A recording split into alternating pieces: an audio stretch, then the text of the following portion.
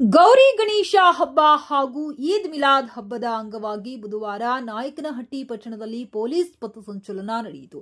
PSI Pandurangappa ನೇತೃತ್ವದಲ್ಲಿ police ಠಾಣೆಯಿಂದ ಪ್ರಾರಂಭವಾದ ಪಥಸಂಚಲನ ಪಾದಗಟ್ಟಿ ಜಗಳೂರು ರಸ್ತೆ ಮಾರ್ಗವಾಗಿ ಶ್ರೀ ಗುರು ತಿಪ್ಪೇರುದ್ರಸ್ವಾಮಿ ಒಳಮಠದವರೆಗೆ ಸಾಗಿತು.